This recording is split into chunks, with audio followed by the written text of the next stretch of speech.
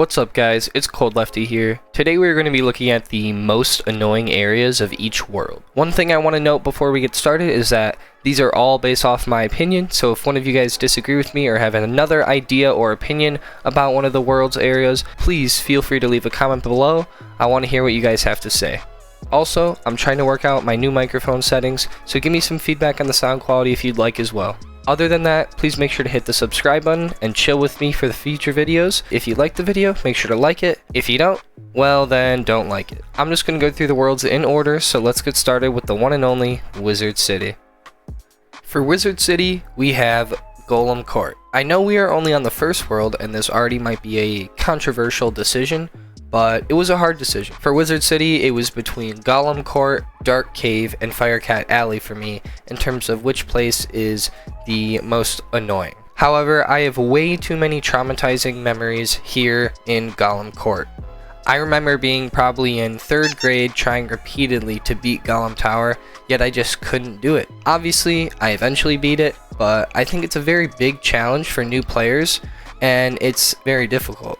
The reward wasn't even that satisfying as well. Sure, I have the prestigious badge of Golem Tower Champion, but I think there are lots of cooler dungeons in Wizard City.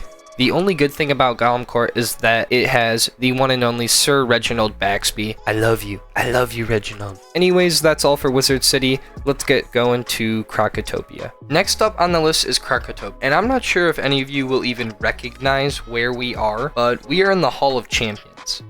The reason I am making this the most annoying area of Krokotopia is because of how boring and bland it was. I remember being so excited to finally be able to board the ship to Krokosphinx, and then I had to start questing in this area. It was a drag to get through and the fights were simply not exciting. If I'm being honest, the entire island of Krokosphinx being ice themed wasn't the best, but at least the other areas like the Grand Arena had a cool Coliseum type of area to it to fight different bosses. The Hall of Champions, on the other hand, doesn't have much going for it. Up next, we have Marleybone. Marleybone, oh Marleybone. Even though Marleybone was one of the last super short worlds in terms of quest amount, it still had some areas which were annoying to get through. The most annoying area to me was Hyde Park. This was pretty much your first taste of what the world was going to be like, and I think it gives a terrible first impression to new players. The fights are repetitive, the scenery is repetitive, and the difficulty might be a rude awakening for some people who didn't decide to level up their characters through side quests. I think that it could be improved with some nerfs to the bosses and a revamp of the area's graphics, kind of like what they did with the commons. Overall, I just think this area is definitely an underwhelming way to start the awesome world of Marleybone. Next up, we have Mooshu. Mooshu is probably my favorite world in the game. The scenery, the music, and the gameplay all make it just an amazing experience. I feel like it is the world where wizards finally become powerful, and things get a little bit easier when you have strategy. I don't think of it as a long world, but I know that some areas can drag on for some people, so I would have to say that the Cave of Solitude is the most annoying area in Mooshu. Although it looks pretty cool, the layout of the cave itself made it very difficult to avoid getting pulled into battles, and this was very frustrating. I know some friends who still didn't have mounts at this world, so they would have to walk across these small rocks, practically praying not to get pulled by enemies. As you can see, these enemies are sometimes a little bit strange. This area is definitely not as bad as some in other worlds, which is why Mooshu is my favorite of them all.